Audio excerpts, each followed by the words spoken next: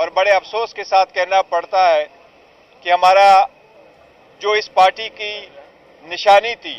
جو پاکستان کی عوام کی امنگوں کی ترجمانی کرتی تھی، وہ نشانی ہم سے لے لی گئی ہے۔ لیکن پھر بھی ہم اپنے ووٹر سپورٹر کو اور سارے ممبرز کو کہہ رہے ہیں کہ آپ حوصلہ نہ ہاریں، آپ گھبرائے نہیں، اب 8 فروری کی تیاری کریں، سارے مل جل کر کے تیاری کریں، اپنے کینڈیڈیٹ کو پہچانیں اور اس دن کے لیے تیاری کریں۔ اور ہمیں عدلیہ سے بھی امید ابھی بھی لگائے رکھے ہوئے ہیں۔ سپریم کورٹ سے ہماری ریکویسٹ ہے کہ ہماری پھر بھی آپ کے سامنے ایک ہیومن رائٹس پٹیشن ہے اور خان صاحب کی ڈسکوالیفیکیشن کی بھی ایک پٹیشن ہے۔ مہربانی ہو کہ وہ کیسز ہمارے لگ جائے، اور ہم یہ بھی درخواست کرتے ہیں کہ اب جب الیکشن 8 فروری کو انشاءاللہ تعالی ہونے ہیں، اس کے لیے ایسے اقدامات کیے جائیں تاکہ election free, fair and transparent ہو۔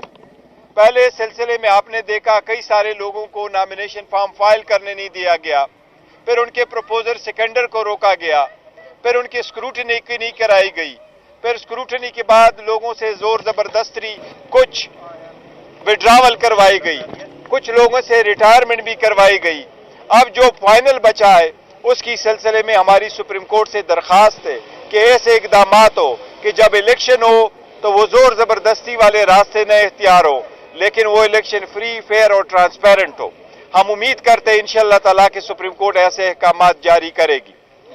آپ کا کوئی کوشچن؟ آپ وقت سپریم کورٹ پہ عدم اعتماد کا بھی اظہار کرتے ہیں، اوپر سپریم کورٹ سے امیدیں بھی لگائے بیٹھے ہیں، یہ کیسا تضاد ہے؟ دیکھیں، ہم نے کوئی عدم اعتماد نہیں کیا، ہم نے سپریم کورٹ کو یہ کہا ہے، دیکھو شکوہ شکایت اور گریوینس سپریم کورٹ کو ہی دکھانا ہوتا ہے۔ بالکل ہمیں گریوینس ہے اور ہم اس کی ریویو فائل کریں گے جو ہم سے نشانی لے لی گئی ہے، لیکن ہم نے پھر بھی سپریم کورٹ ہی کچھ پاس جانا ہے اور سپریم کورٹ سے یہ ہماری درخواست ہے، اور ہم سپریم کورٹ پہ یہ اعتماد کیے بیٹھے ہیں کہ وہ ہماری گریوینس کا آئین اور قانون کے مطابق فیصلہ کرے۔ صحافی حضرات نے پوچھا کہ آپ قوم کے لیے کیا پیغام دینا چاہتے ہیں 8 فروری کے حوالے سے، تو خان صاحب نے کہا ہے کہ 8 فروری آزادی اور غلامی کے درمیان آپ نے فیصلہ کرنا ہے کہ آپ نے آزادی چوز کرنی ہے یا آپ نے غلام رہنا ہے۔ ہمیشہ وہی ملک جو ہے ترقی کرتے ہیں، آگے بڑھتے ہیں جہاں پر رول آف لا ہوتا ہے اور جہاں پر جنگل کا قانون ہو، جیسا کہ ہمارے پاکستان میں اس وقت ہے کہ لوگوں کو اٹھایا جا رہا ہے، اغوا کیا جاتا ہے، پریس کانفرنس کروائی جاتی ہیں، تجویز کنندے، تائید کنندے اٹھائے جاتے ہیں جب لوگ نامینیشن پیپر جمع کرواتے ہیں۔ تو انہوں نے کہا کہ اگر ایک چور جو ہے سب سے بڑا چور، اس کو آپ چھوڑ دیں گے بغیر کسی جواز کے، اور ایک موٹر سائیکل چور یا چھوٹی سی چوری 1000-2000 کی کرنے والا ہے تو اس کی ضمانت ہی نہیں ہوگی جب تک ملک کے اندر 2 قانون ہوں گے۔ امیر کے لیے جو قانون ہے وہ قانون سے اوپر نہ ہو اور غریب کو انصاف دیا جائے، یہ ہے رول آف لا، اور رول آف لا جب تک نہیں ہوگا ملک نہیں ترقی کر سکتا۔ تو اس کے اندر کردار تھے حسن نواز، جنہوں نے ڈبل قیمت کے اوپر وہ پراپرٹی جو سستی تھی مہنگے داموں بیچی، ان کے خلاف کوئی کارروائی نہیں ہے، اور انہوں نے آج میڈیا سے بات کرتے ہوئے یہ باتیں بڑی واضح طور پر کی کہ لندن ایگریمنٹ کے تحت جس طرح سے ہماری پارٹی کے اوپر کریک ڈاؤن کیا گیا، کیسز بنائے گئے، جیل میں ڈالا گیا، ڈسکوالیفائی کیا گیا، اور دوسری طرف دیکھیں کہ نواز شریف کو کس طرح سے 6 سے 7 دنوں میں کلین چٹ دے دی گئی اور سپریم کورٹ نے ان کی ڈسکوالیفیکیشن بھی ختم کر دی۔ لیکن عمران خان صاحب نے کہا کہ میرا کیس فکس ہی نہیں ہو رہا، اور بلے کا نشان جو ہے وہ جس طرح سے لیا گیا ہے، تو تنقید کرنا ہمارا حق ہے جو ہمیں آئین پاکستان دیتا ہے، تو کیوں نہ تنقید کی جائے۔ اور یہ جو JIT بنائی گئی ہے، اس حوالے سے بھی خان صاحب کو اطلاع تھی اور وہ مسکرا رہے تھے کہ یہ چاہتے ہیں کہ فیصلے جو ہیں یا کیسز اس طرح سے چلائے جائیں کہ 4 عدالتیں آ کر جیل میں سماعت کر رہی ہیں، الیکشن کمیشن سماعت کر رہا ہے اور صرف ایک شخص کے خلاف کارروائی کر رہا ہے کہ اس نے رول آف لا کی بات کی ہے، ایبسولوٹلی ناٹ کی بات کی ہے۔ اس وجہ انہوں نے کہا کہ میرا کوئی قصور نہیں ہے، میں نے کوئی کرپشن نہیں کی، میں نے کوئی اپارٹمنٹس نہیں بنائے، میں نے کوئی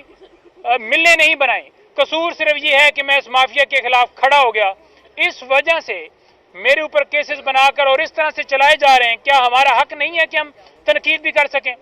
ہم تنقید کریں گے، और दूसरे नंबर पर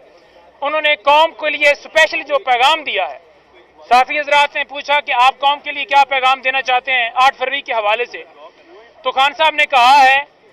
कि 8 फरवरी आज़ादी और गुलामी के दरमियान आपने फैसला करना है कि आपने आज़ादी चूज करनी है या आपने गुलाम रहना है। हमेशा वही मुल्क जो है तरक्की करते हैं, आगे बढ़ते हैं जहां पर रूल ऑफ लॉ होता है और जहां पर जंगल का कानून हो, जैसे कि हमारे पाकिस्तान में इस वक्त है कि लोगों को उठाया जा रहा है, अगवा किया जाता है, प्रेस कॉन्फ्रेंस करवाई जाती हैं, तजवीज़ कुनिंदे तायद कुनिंदे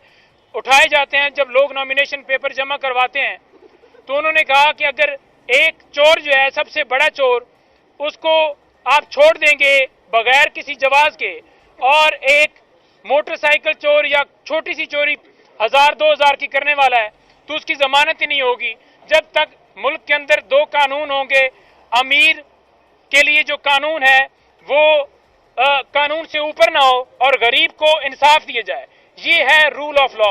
और रूल ऑफ लॉ जब तक नहीं होगा मुल्क नहीं तरक्की कर सकता। तो 8 फरवरी